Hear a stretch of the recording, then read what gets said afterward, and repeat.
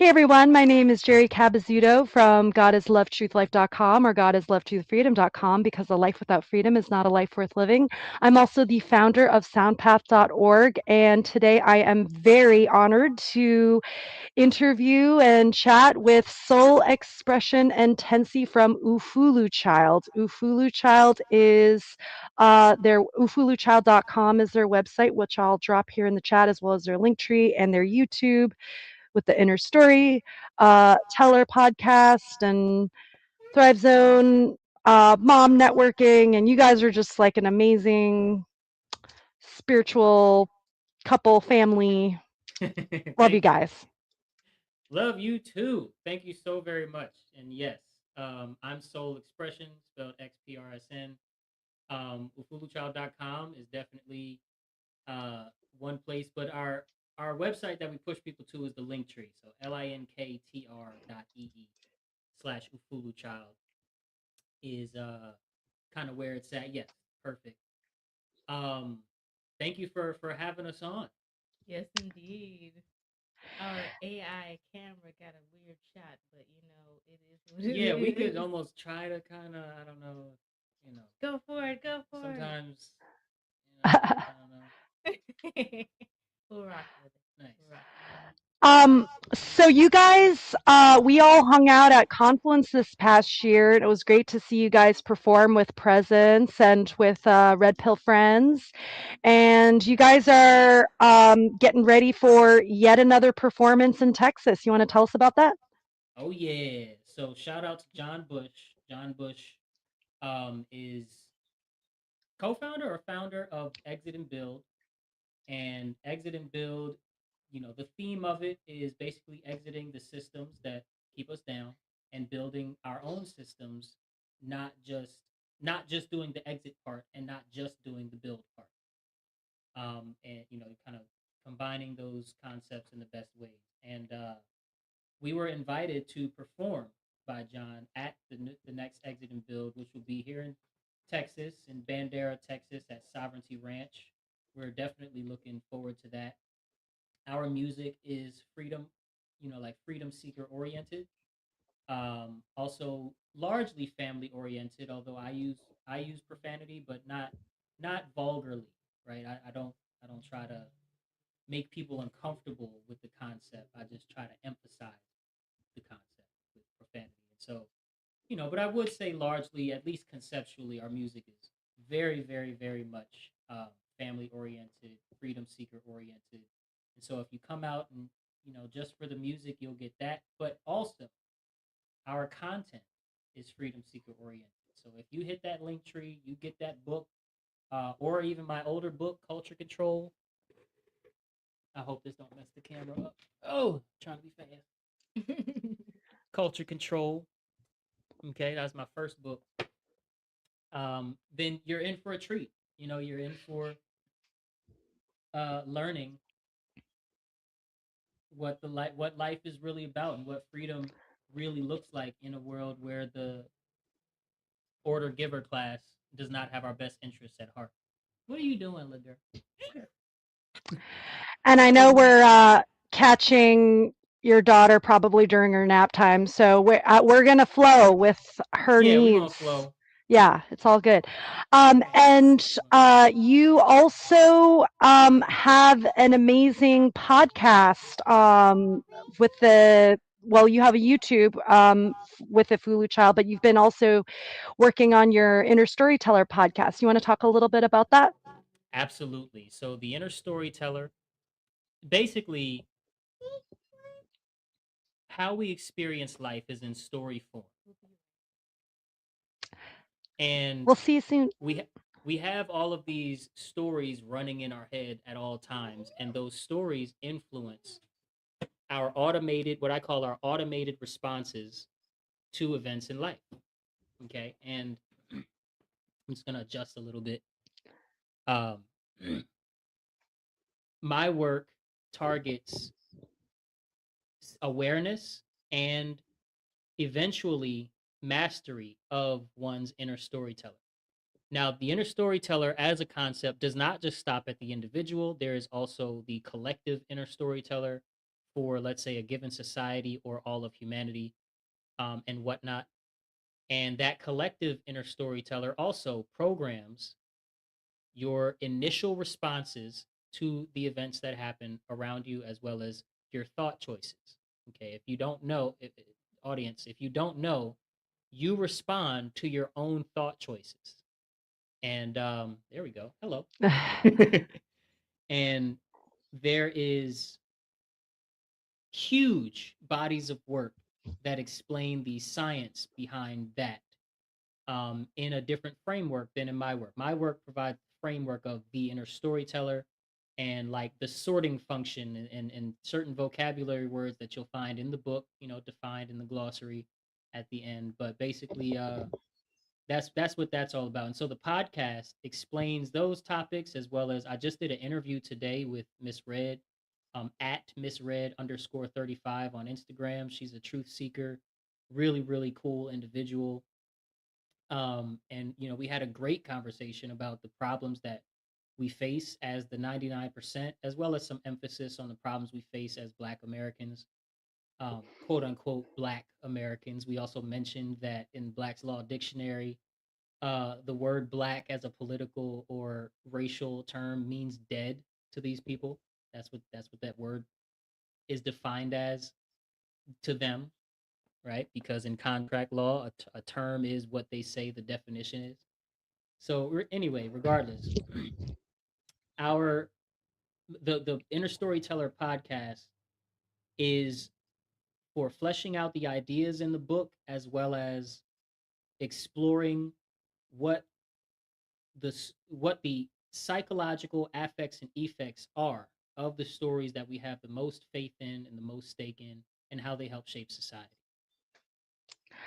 I love it. And your it sounds like you're podcasting every day or something like that. 6 days a week, baby. My We going gosh. hard. You go hard or you go home. I also work 2 jobs and have a 2-year-old. Oh my gosh. You're And a amazing, wife. truly. Yeah, yeah.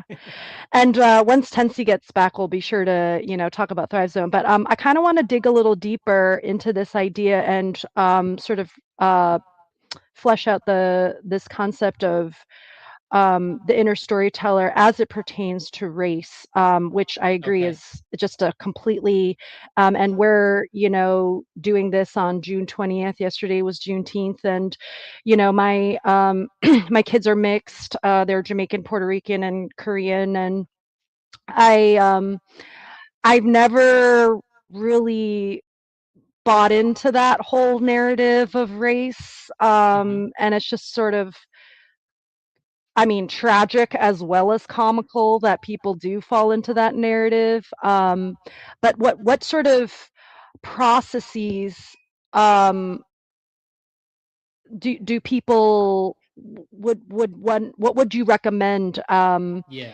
in terms of rewriting that narrative and reprogramming that sort of thinking? Well, first I would say that if the focus is on creating more separation, i.e., more us versus them, then you have to start with changing something about yourself before one even explores what it means to rewrite and reclaim authorship over these very deep seated, very widespread, very like automatically accepted as true narratives surrounding a concept such as race. That said, the amount of treachery experienced by minorities and specifically Black Americans is real enough that some of the falsehoods are completely fine for now, because we have bigger fish to fry than to be super technically precise with our language when we talk about race, right? We know Jamal gets more time than Brandon. That's just true. We know that the Democrat versus Republican on the white versus black issue was made into a game to gain power and votes, on the other hand. So we know it's a game, but we also know that the game masters make it real. And I'm using real with a lot of liberty there. It's not really real, but Oh, I did it again. Oh. I don't know. I can't make it work sometimes. Um. But once somebody is at least at the level where they're not so enamored and let's say stuck in the dynamic of I'm black, therefore this is my culture. I'm Korean, therefore this is my culture. I'm white, therefore this is my culture. Or they're black, therefore that's their culture. They're white, therefore that's their culture. They're Korean, they're Chinese, they're African, that therefore that's their culture. Because both are just as dangerous as far as a slippery slope is concerned. Once somebody is able to graduate from that kind of surface level thinking and be more open to not knowing and not concluding things about entire generations of people, then we can have a real conversation about what it looks like to claim authorship, reclaim, if you will, authorship over these stories and write true stories, right? Like a false story someone may have about race is in today's society is, well, because white people have done horrible things to black people in large numbers in America's, past and not even so distant past. Austin Metcalf deserved to be stabbed in the heart at a track meet, right? That's a story that so many people are telling themselves right now in real time. But that's obviously completely untrue and unhinged, and there's something wrong there with people that subscribe to such a story. I just saw a very disheartening video on Instagram of people that were dancing, a compilation dancing video to a song that was recorded dissing Austin Metcalf. And let's just say people were holding fake knives and like doing this as a part of the dancing. That's crazy. Unhinged. Okay. And these were young black people in the video, of course, because the story that we're given, okay, the story that we are given and the story we subscribe to is we are victimized by white America, or we are victimized by those who support white America. Because they also look at somebody like Candace Owens and they're like, oh, well, you're a self-hating black, because of her stance on George Floyd when 2020 was happening.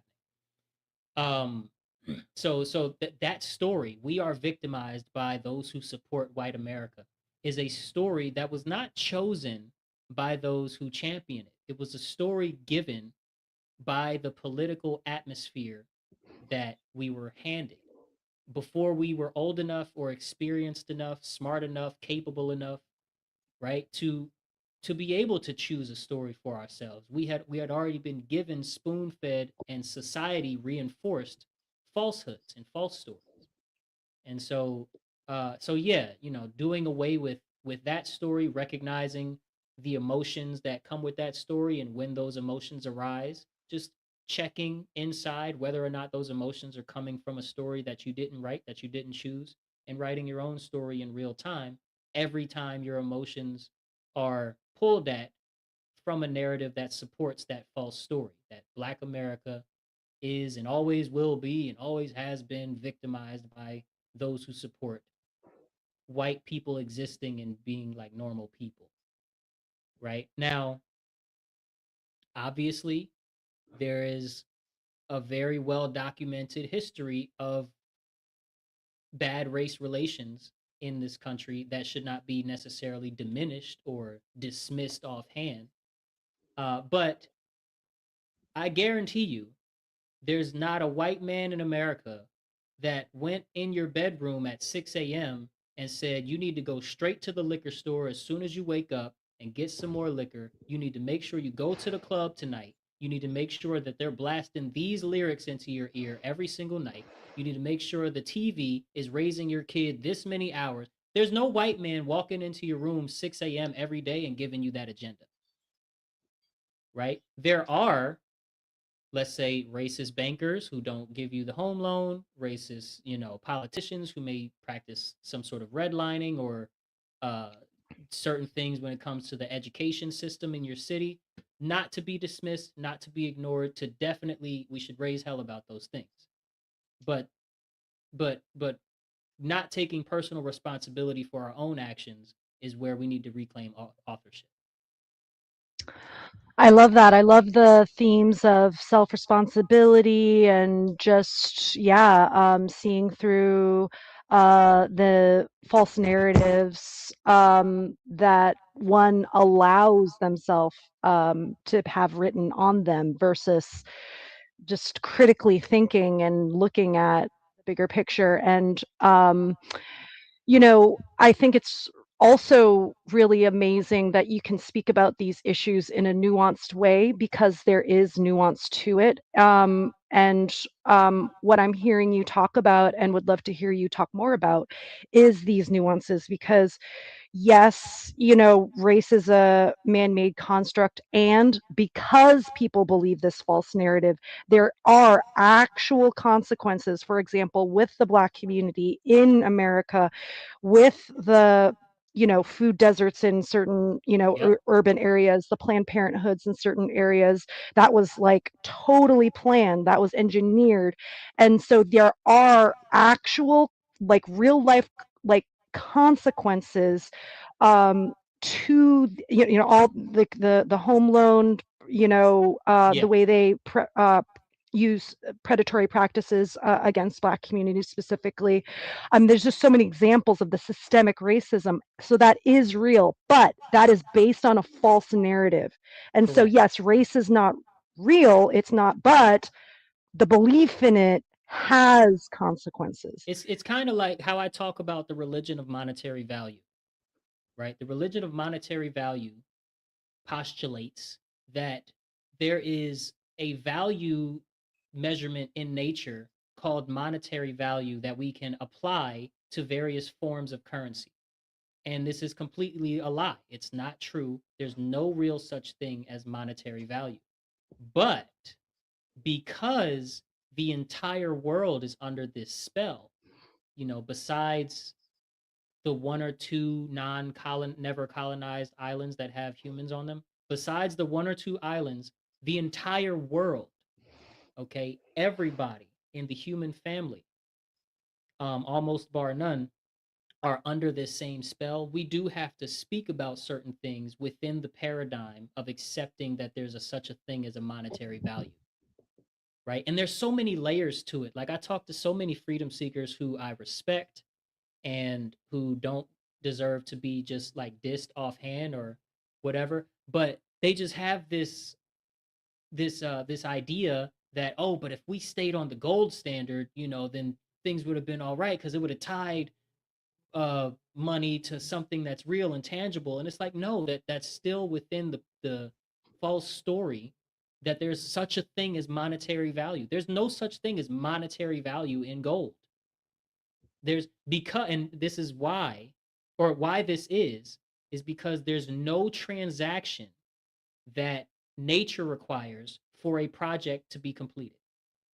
Okay, for us to come together and do a project, to gather supplies, to create the tools or get the tools, to get the manpower, and to actually do the work, apply the knowledge, and do the work that completes the project. Nature didn't say, "Well, wait a minute, you didn't do a transaction." This thing that you humans call money never changed hands, therefore you can't complete this project. It's like, well, no, uh actually we can.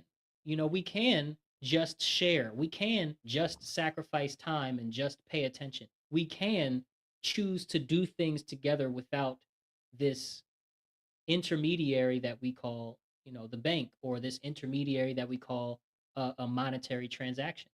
It is 100,000% within our power to do things with just work and knowledge, because those are the only natural requirements for any project to get done. Does that mean that any idea about an economic system is pure evil? Absolutely not. There's nothing wrong with organizing and putting an artificial measurement to how much work certain people put in versus other people as a way to, you know have some sort of property ownership claim or something like that, that organization is completely legitimate and even necessary for some projects. I would say it's smart to organize that and not enable freeloaders to a certain degree, right? But it's also very important to remember and recognize that money is a tool we can put down and not use and not engage with when it's not needed. And when it comes to feeding, housing, and medical treatment being provided for people and using technology to do so, there is no transaction that should be in the way of any of that. Food, water, housing, and medical treatment for, trauma and poison and stuff like that should be universally accepted as outside of every money system ever created. Why? Because there's no money that's required for the project of healing that person, housing that person, or letting that person drink clean water. Nature doesn't require the transaction, right? If we want to have 9 billion people or eventually 20 billion people on Earth sharing in all of these resources, then we need to figure out how much sacrifice and how much just helping each other and things like that we need to do and normalize to do it sustainably. One, without destroying the planet, and two, without destroying our own minds with these false narratives. So it's kind of like that with the race. I know I didn't go into race there, but I think I hit the the the main point on the head. Yeah, yeah, as an analogy for sure. And then, sort of thinking about this idea of um, other value exchange systems, I try to think less about things in terms of money and more in terms of currency, energy, and the way we can harness a current is through that exchange of value, and the more that we can move through it, versus hoarding and storing or just like depleting. It's about the exchange. And yeah, I love everything you said. And also I'm thinking about how, a lot of communities, they want these things like, you know, um, Community gardens. community gardens, stuff like that. Yeah. And having local solutions versus and self-governance versus looking to a man-made authority such as Right. Private government for security. these. Hmm. Yep. Yeah. Police can very easily be localized private security. Or, if security is not the right word, private watch of some kind. Court systems can be replaced with localized court-like, you know, places that organize the information, that keep the information in a somewhat public but centralized space, but public space where people can come and read about and see what's up and determine the moral culpability of actions or inactions that people took that resulted in somebody being harmed or something being stolen. That is very easily replaceable with something local and something sustainable versus a government that governs over a billion people in China or 300 million people here in the United States or a billion people in India, and it's this government that has all of these, the one superior and all of these inferior courts that operate on moral relativism, that operate on, well, if our laws are written this way, then morality shifts to uphold our laws. But if you cross the state border and their laws are written differently, then morality actually shifts because now you're in a different location.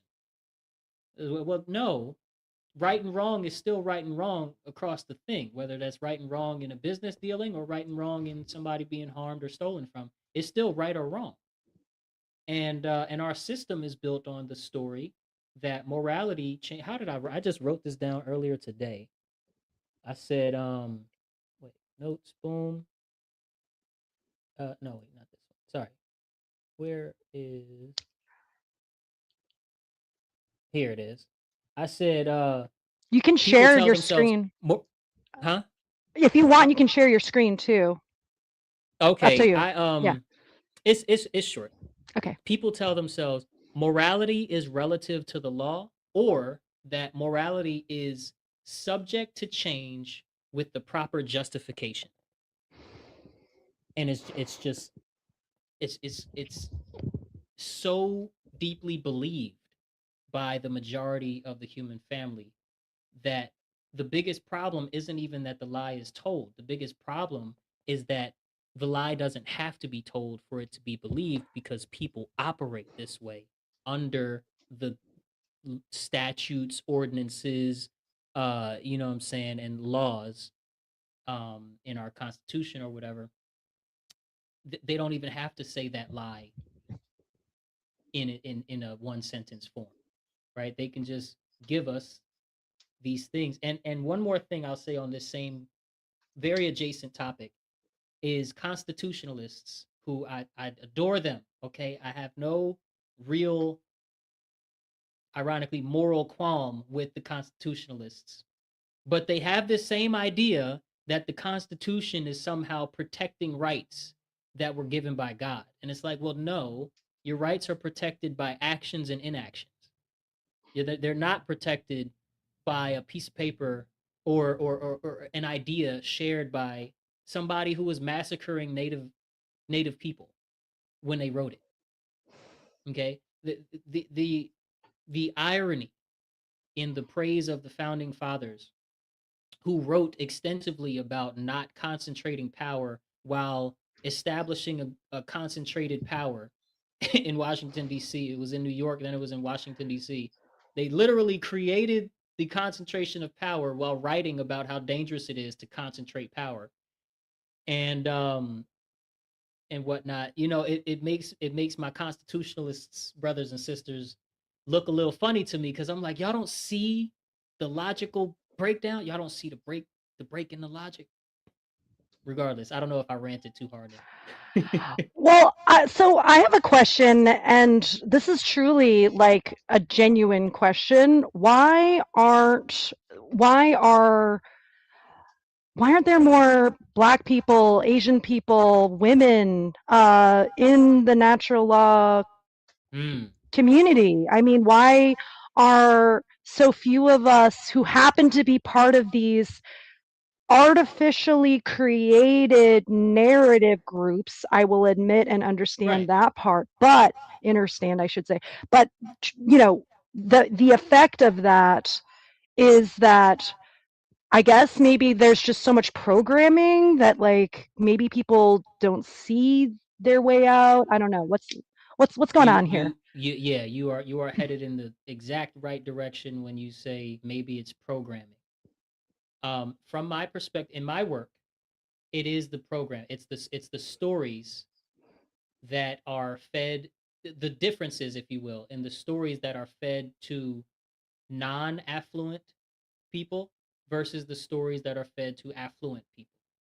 And the percentage of the population that are living in poverty versus the percentage of the population that we might call elite, which of course that's not a real, that term doesn't really represent what they are, but we can, shorten the conversation with the term elites. The elites tell their children things that are more aligned with natural law, with the way that the world works, right? Natural law being defined simply as the set of laws written into the universe, similar to the laws of thermodynamics, the laws of physics, that are not man-made, not changeable by justification or some sort of reasoning, that govern the consequences, the moral consequences to our choices, right? Our choices and our actions and inactions are, uh, the moral weight of our choices carries a consequence, good or bad, right? And the stories that the children get, as well as the environment that the children get in the realm of the elites, is so vastly different from the stories that we get in the 99%. And then within that, the stories that we get in the hood. What happens is our attention is successfully diverted to sub narratives that seem to be hitting at the root of the issue, i.e., stuff like maybe feminism. You might be familiar with how that morphed and changed from a one sentence idea of, look, this this way that the elite men behave and the laws that they write and whatnot seem to diminish the or downplay the capability and the capacity of women, right? Took that one sentence and morphed it into a whole lot of subcategories that feel like in their delivery through the media, through various propaganda stations, that they're hitting at the root of a problem. Down with the patriarchy, up with the new world. We're all even and blah blah blah. Is that's what it feels like, right? But in function and implementation, it's be a slut on purpose, hate men for no reason, um, men soften up for no reason, and be docile and be just agreeable to everything, regardless of its moral impact on the world, and all of these other things that feminism has ushered in to the lexicon and the paradigm that we live in. And well, like I said earlier, reclaiming authorship over the stories that you tell yourself is the way that we solve these things. Not that that's very easy to do. You know what I mean? I'm curious, for like what sort of healing, I imagine you had a healing journey to get to this point. Like at least for Oh, me, I'm still in it. oh yeah. Well, I mean, for me, like plant medicine, like was huge. DMT, mushrooms, really opened my mind. Obviously, the work of Mark Passio and others in the natural law community, onegreatworknetwork.com. Just truth speakers, podcasters, generally. But I'm curious about like how, like on a personal level, like how, what worked for you? So I am not healed. Okay, I'm not done healing, and neither are you, good people in the audience. Okay, healing is a lifelong process, and I would postulate, I would put out there that if reincarnation on Earth in a cyclical manner is a reality for at least a percentage of the population, then it might be a multiple lifetime type of ongoing process. It's not something that you've healed so much that now you're done. I even doubt that Yeshua the Christ, if asked this directly, you know, are you done healing? Would say, yeah, I'm done. I'm perfect. Didn't you read the book? I'm perfect. I doubt, that he would say that. I mean, he would probably be like, no, no, I'm still aligning with the Father, just like you should be, more and more, or whatever. Uh, speculation. Sorry, Christian brethren, I love y'all. Um, my own journey did include, so far as it's probably not even halfway done, but did include so far. First of all, my daughter being born, fatherhood, familyhood, being a good husband for 10 years changes you. You have no say in the fact that the you that exists 10 years into your marriage, um, 2.5 years into your fatherhood, are so vastly different from the you that didn't meet her yet. You know what I mean? You have no say. There's nothing that you can do or try hard enough at that'll keep you the same. And that's, I mean, that technically also applies outside of marriage, but there's something unique about when you're doing marriage and a family and fatherhood and whatnot, and you're doing it intentionally to do it well. Um, it's just a different, yeah, it's a different story. So that was a huge part of my healing. I also have been up on 11 and 7 grams of shrooms in a single trip.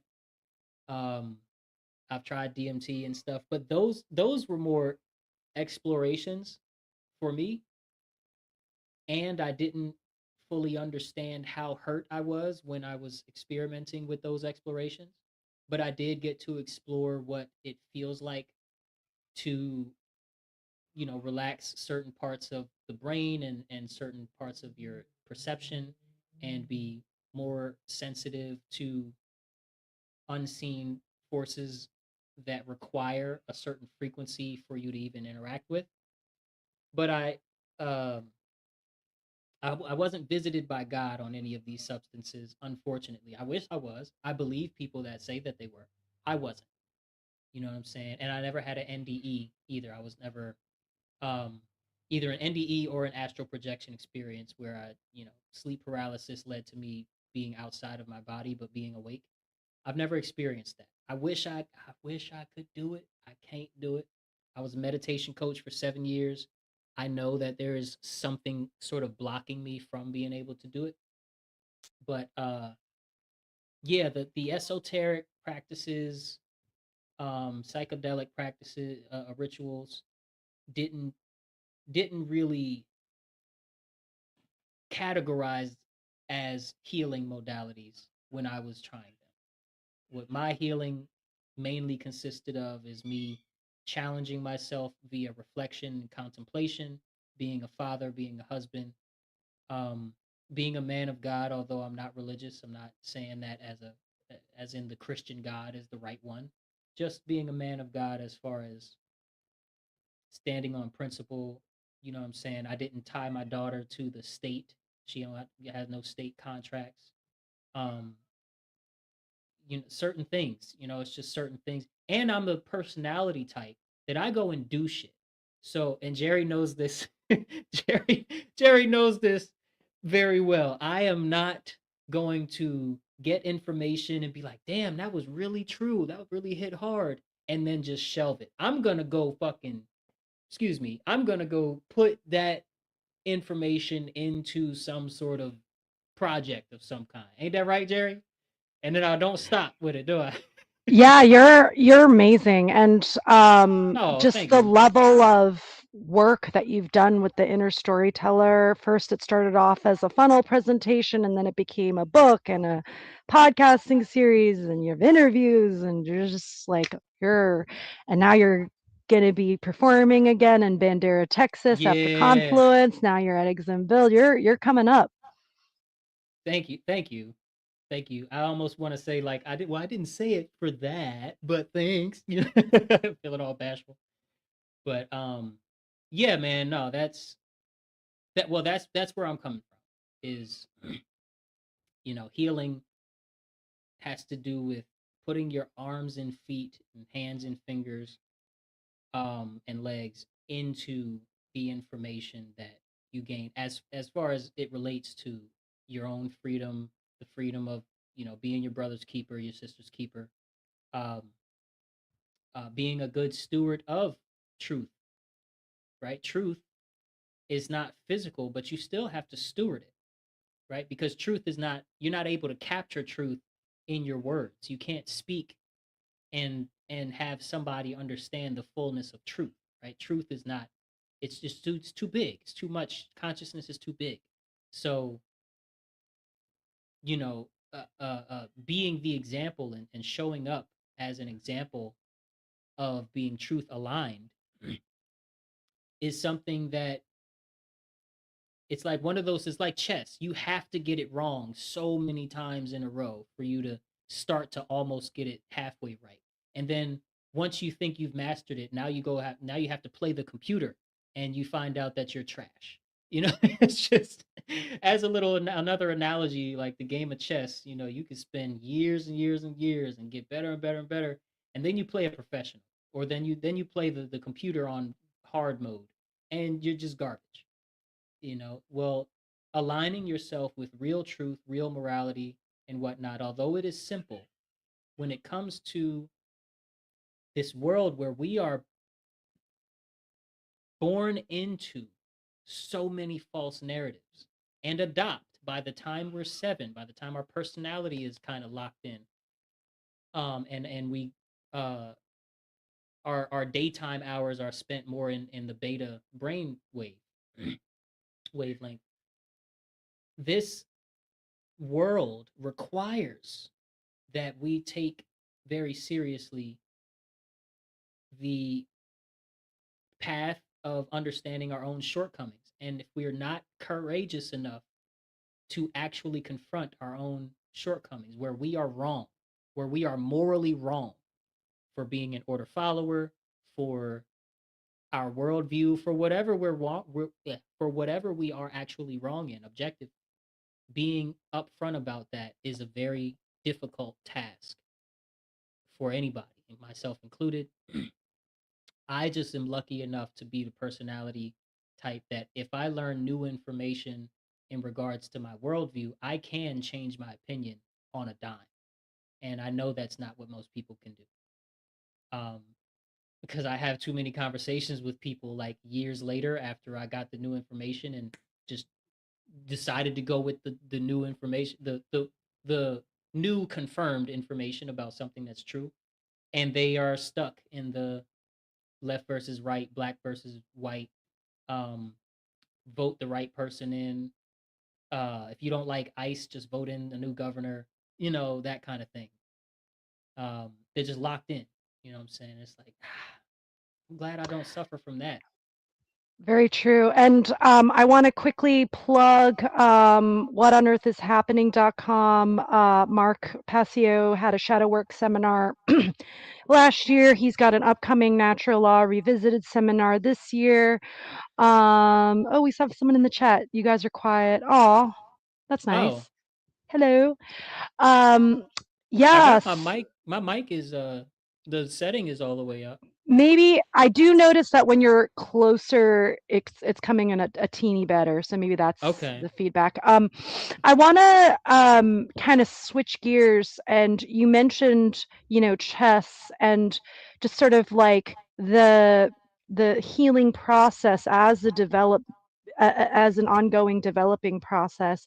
And I'm thinking about music, musicians. Why, and I've asked this of other artists, I do think there is something to the idea that as a musician, you're a beginner with your instrument or with your craft, with your, lyric development or whatever, Yeah. your poetic, you know, Prowess. Mm-hmm. yeah, expression and prowess. And so these things don't just happen overnight. You have to just put in the work. You have to get better. There's a humility involved in it. You realize that the way you've been practicing whatever instrument is wrong. You've been doing it Yeah. wrong. You got to change it up. And there's this like automatic, like, you know, uh yeah, just humility with that learning process. Do you think there's something to this idea that maybe musicians or music in particular as a vehicle for promoting a sort of Like truth. cultural humility and, yeah, just like an openness to truth and to developing in general? What are your thoughts? Yeah. Well. I think that music is a business, and that what takes precedent, unfortunately, like what's wrong with it is what takes precedent before this is the message that I want to spread is what's going viral. Unfortunately, that right, like that's a thing that even an elementary school student would say is a little backwards, but you by the time you're old enough to sign a contract and get signed with a record label or anything like that, or by the time you're good enough to put your stuff out there and independently actually go viral yourself, you're confronted a billion times with virality versus non-virality and follower count, and how many people are walking around with your merch. Are you the man in your city? The transaction gets in the way of the project getting done, and therefore, what artists are trained to focus on first has a lot more to do with um, what's popular than what's authentic to them and what's coming from their natural talent. You know what I'm saying? Now, instrumentalists don't have that issue necessarily, but they do have the issue of, okay, well, what are the big names that I eventually want to work with? And if they put their morals in front of that and say, well, if they talk about this, then I don't want to work with them. Then they have a very short list of people that get them as as an instrumentalist real exposure, to where they can, maybe like provide for their family without having to clock in anywhere. That exposure is almost cut off as soon as you say, well, if they spread an immoral message, I don't want to work with them. If they spread an immoral symbol message in their videos, even if their lyric message is good, then I don't want to work with them because the producers that they work with are evil, right? If you decide to stand on principle, then the business side of being a musician is very hard to navigate. Not impossible. Some people do it. I love India Ari. I love Bob Marley, rest in peace. I love Nasir Jones even, and he's a gangster rapper, and I don't agree and I don't want to spread everything that he spreads, especially the materialism and the, whatnot. But his, let's just say, his conscious content is on point. And so there are people that slip through, but it's like, how many new LeBrons got born today? Probably zero. Out of the millions and hundreds of millions of people that were born today, probably zero LeBron Jameses were born. It's just a very slim chance of being able to slip through that, and that's the issue. You know what I'm saying? I think this is a great question to also ask Tensi. That is so true. So standing on principle and navigating any music scene, whether hip hop, metal, punk, rock, it doesn't matter. Exactly, because the Universal Studios, the whatever will be in the way. Okay. But can I tag in my better half so that she can also uh weigh in on this question? Yeah, definitely. And while you're doing that, I'm just going to plug some the links, and I'll take up airspace. Yeah, so we have your guys' website, ufuluchild.com. We also have their link tree, and Sol also has his YouTube, where he has his Inner Storyteller series. And in case you're joining us just now, Sol Xprsn and Tenci are going to Exit and Build. Soundpath is working with Exit and Build to get natural law in other festivals. I, as an organizer, realized it's not sustainable for me to ask the community every single year for a venue, and for fundraising. And so, I've been sort of changing strategies and focusing on this sort of like guerrilla warfare style, where I'm sending, troops into other existing conferences or festivals. And that way, Soundpath is networking. Soundpath is representing natural law in these conferences through the lyrics, through the music, hopefully through presenters as well at some point, and or both. And then, yeah, in 2027, we want to do a East Coast tour, which I talked about. And Tensi's here. Yay. You guys are amazing. So Tensi, I was just asking Sol about this question, and I'd love to hear your, first of all, I just want to, yeah, let's breathe. Transitions. So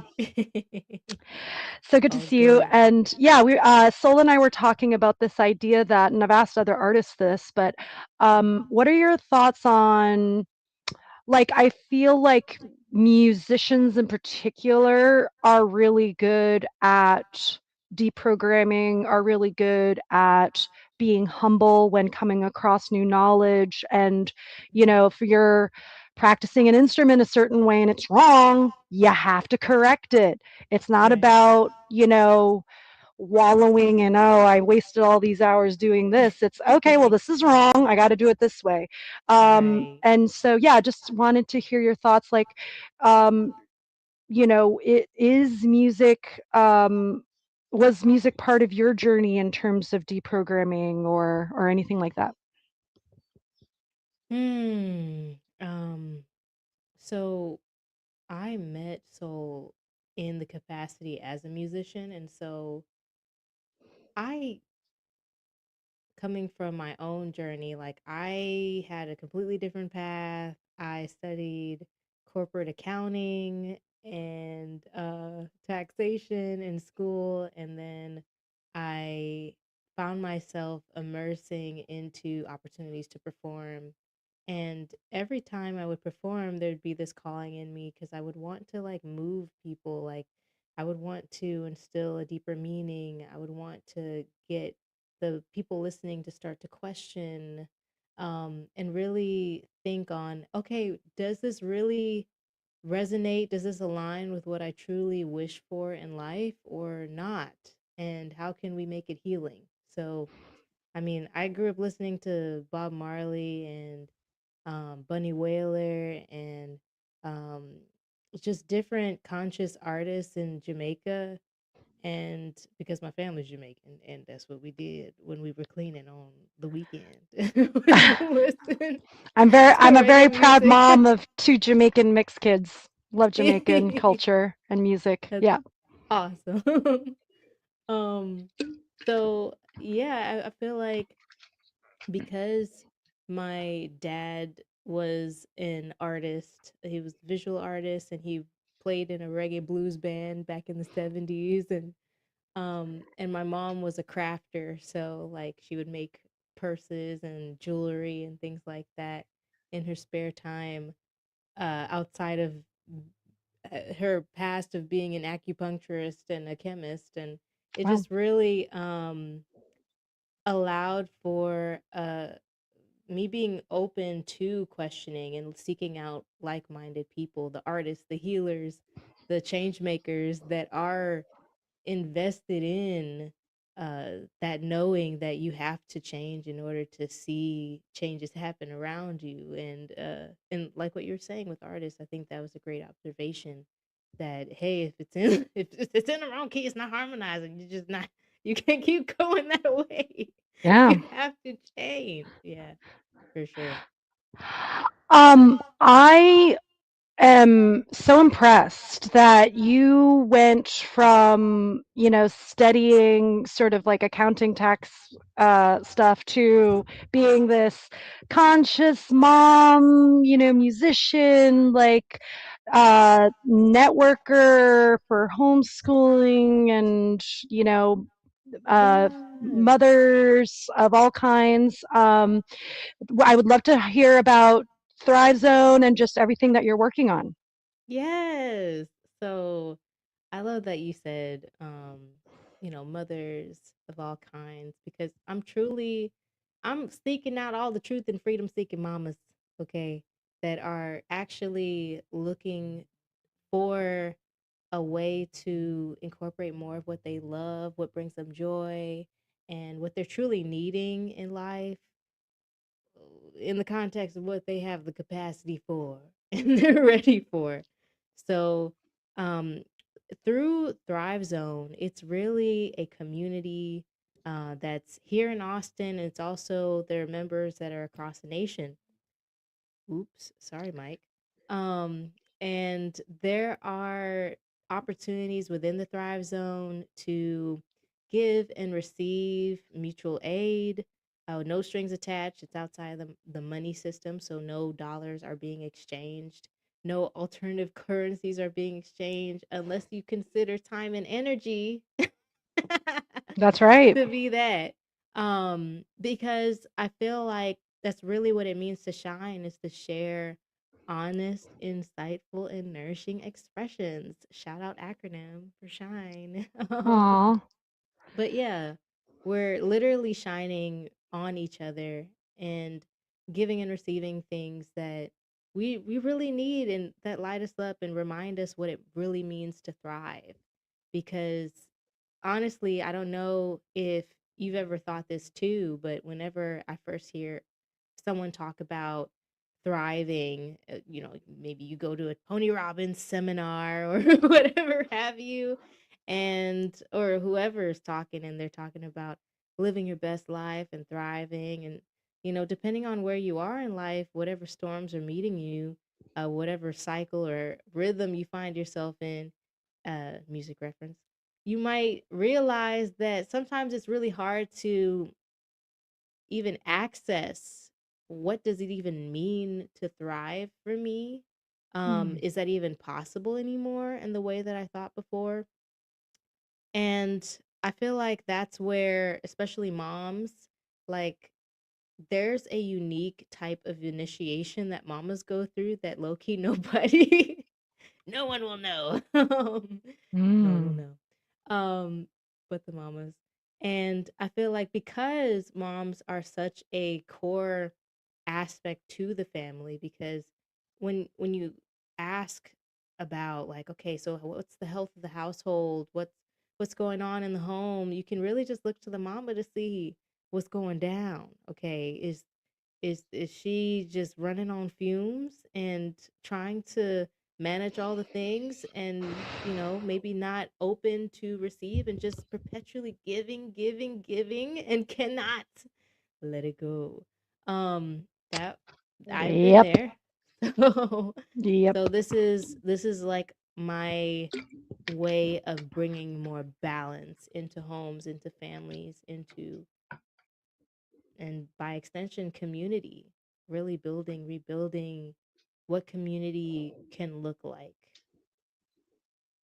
I love it. I want to hear about your spiritual initiation. Was it motherhood? Was it music? Like, what contributed to your sort of ongoing awakening healing process? Because clearly you've done the work, and you're activated. And how can we, especially, I'm just going to say it. I want to see more moms, women in general. I want to see, not that race is a man-made construct, and I want to see all kinds of different colored people. You know, Yes. I love my white bros, but we need some women and we need some non-white people up in here. Hilarious. I want everyone involved. We want to wake up Mm, humanity, not just a sector of humanity. that's right. And I feel like half the time one of the biggest things that I see is that there's this apprehension, there's this hesitation to explore or dive into a new arena if you don't see someone that reminds you of you. And unfortunately, sometimes you just got to dive in and you're not going to see nobody that looks like you. That's fine though, but I'm trying to create some spaces that are allowing for all of the mamas to come into the space together and just know that it's not just the experience of the black mama that matters, but it's the experience of all of the truth and freedom seeking mamas, because what we're fighting is legit like bigger than any of this kind of thing around race or whatever, and the illusion of race, because we humans, yo. But I Exactly. get culture, you feel me? Cultural differences, that's all right. That's all Yeah. right. I feel you. Yeah. So, when you talk about, the mother initiation, I would say Yes. for me, like, I literally recall when I first was born, the feeling Mm, of him separating from me, like mm, I was separating from myself, and mm, that was a mind fuck. And then I mm. started like just realizing we're all fucking connected, like all humanity. For real. You Yes, know, and like, no, I can't. Yeah, yeah, I know you understand what I'm saying, but like, I I can't do. even like articulate. Like, it was like all the mitochondrial DNA across all timelines and ancestries and bloodlines across all dimensions. It was like boom. But like, it's hard to explain Mm, that to people. you Yeah. know? Yes. Because you sound crazy talking about it, but like it No. was like a It is a spiritual spiritual initiation. experience. It Yeah, will like childbirth. legit is like you're in a medicine ceremony. Like it's I feel like it could be comparable to plant medicine in a way of just the it's like a euphoric trance like state giving birth, to say the least. And um for me actually, like my I feel like my motherhood initiation, like I probably would never put this way before, but I feel like it low key became like it came into its beginnings with my mother talking with me as a child, as a little girl. Like she would sit me down and she would talk to me about and walk me through meditation Wow. and astral projection and like Whoa.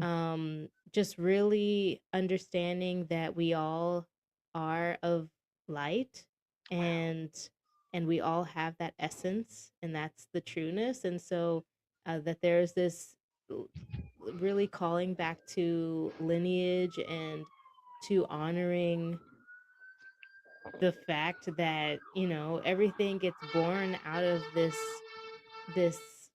space, this darkness. This black hole births light too. It's not just a black hole. But um I feel like conversations with my mom are really what started me in feeling grounded spiritually. And then whenever I became um like in college, in while I'm studying accounting in the side, I'm like geeking out on holistic health and meditating and doing fasts and cleansing my body and all of the things meanwhile. And then so for me it's an like there's this constant rhythm and cyclical nature to spirituality, to where I keep humbling I getting humbled by life, and then realizing that there's so much I don't know. But yet at the same time, with becoming a mother, that was I thought I was pretty awake. And then that whole experience, it's like it strips you down. It really does. I feel like becoming a mother is like you're going through another rebirthing process, and this is with each child that you have. And it's like a new rebirthing process of yourself, and who you are meant to be. Like, are you going to go with the status quo of what society has come up for you that is very much so not in your best interest? Or maybe follow that spirit, go ahead, dive I into love that that. fire zone, see what that is even looking like, ask those real questions, and then take it from there, one step at a time. um yeah, so I guess to kind of complete the lineage talk, I was briefly talking about like my mother and talking about our lineage and kind of like where that those seeds got planted within me, and then talking about becoming a mother. And then now 2 years, almost 3 years in to motherhood, new mamahood, it's really feeling like a deep reckoning, especially with everything going on in the world, to like this is now or never. Like you have to honor that calling for truth, the call to be in alignment with universal principles, with natural law, with the simple joys of life, and remembering that what we thought matters, it doesn't really matter as much as just being here and doing the best that you can to leave a better tomorrow for the babies, their babies, their babies, babies, and their babies, babies, babies, babies. Yeah. I love that you said that. I think, to summarize, it sounds like because your mother modeled that legacy generational beyond just the here and now thinking, when you became a mother, that just became like an automatic sort of process for you where you are just able to think beyond the here and now, but just and I have that too, like with Soundpath, like I want to just at some point I don't want to be the linchpin. Like I want to hand it off to whether it's my kids or someone else, their friends, someone else's kids, doesn't matter. Like I want to pass it on. Like I want to build systems that outlive me, that don't depend Yes. on me. You know what I mean? Yes. Yes, yes. Because otherwise, it would just kind of be this one node of centralized power that will just fizzle out. And yeah. But I want to give you some props for sure, Jerry, because what you're doing now, and you mentioned kind of like this guerrilla tactic of really, it's really collaborating with other community members, other truth and freedom seekers that are doing similar things, and then just allowing for the artists to shine in those spaces and investing in us. That's a really amazing. Soundpath is awesome. Just don't forget that. Like, Thanks. Well, and truly, like I want to live by example. Like we should be investing in artists like you and Soul. We should be investing in artists like Red Pill Friends who are also going to be at Exit and Build with you guys. yay, they're So awesome. yeah, Soundpath is mentioned on the Exit and Build website, and we're gonna yeah, just I really want to encourage people listening. If you want to see a truth and freedom movement, you have to invest either Yeah, it's all uh, about that action. right. You And have it to doesn't take have to be action. money. Yeah, action. It could be time, it could be volunteering, it could be, any sort of energy. Yes. Yes. And that's just like, think of the banking system. Everything is contingent on the flow of exchange. Like, and it doesn't have to be money, but we have to invest our energy. We have to invest the time. We have to invest the intention and put into action the things that we're saying that we're about, because I feel like that's the only rut that I see a lot of people of the generations behind me have fallen in, is just talking about it or not talking about it, and Yeah. not taking the action anymore, just getting into convenience and comfort. But we can't. We literally don't have that luxury anymore. Absolutely. Yeah, just really, I have tremendous respect for you and as well as for Soul and just your whole family and just everything that you guys have built and are building.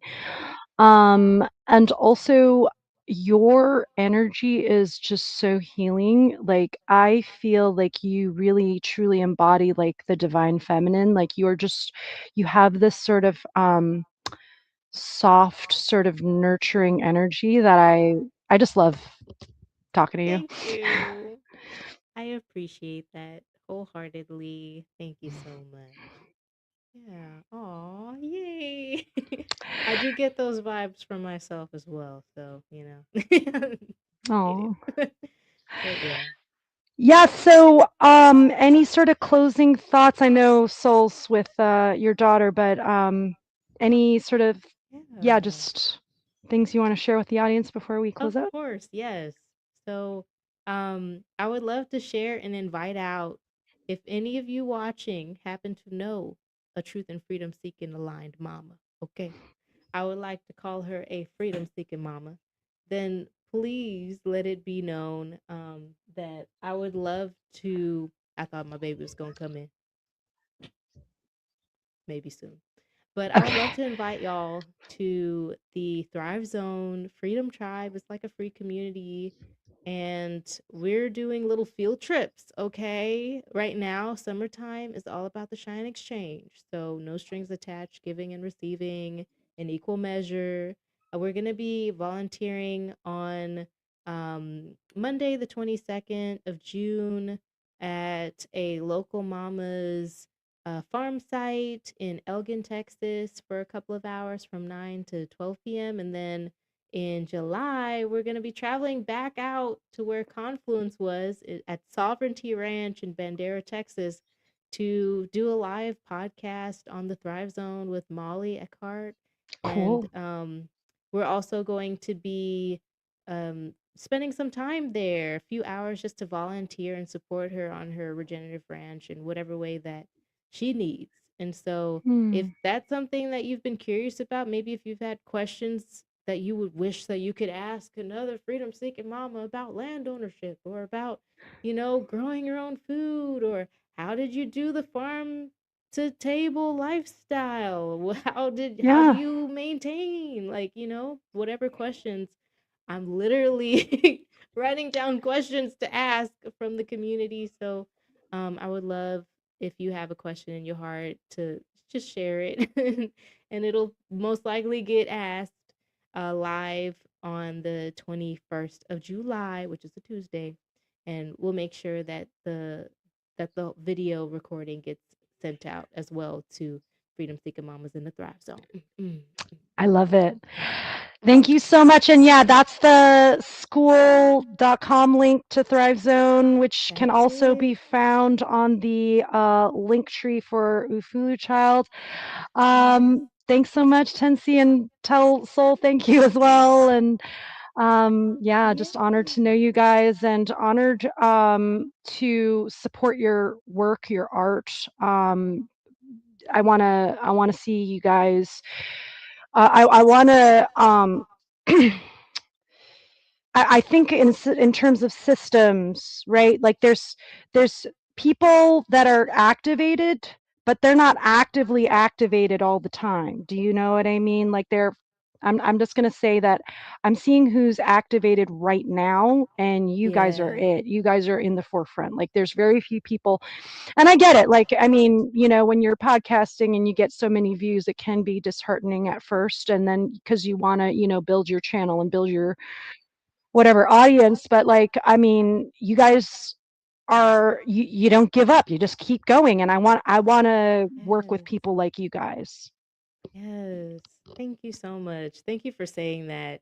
This is what it's about. It's really about like getting your piece of the puzzle with his piece of the puzzle, her piece of the puzzle, and just like creating the whole picture together, because we need each other out here in these streets. Yeah. Okay. We do. We really do. And I'm just so grateful that you're having these sort of conversations, and that you have the courage to keep showing up, because when I think consistency, I do think of you as well, Oh. because you have been showing up and supporting people, and that is like that's like the best thing, because even for someone that has all the money in the world, like they really wish that they could have that that that true, like, heart aligned, I see you, I see you, Oh. I get you. Yeah, So yeah, gratitude. Gratitude for you too. All right, thanks everybody. Thanks. Bye bye.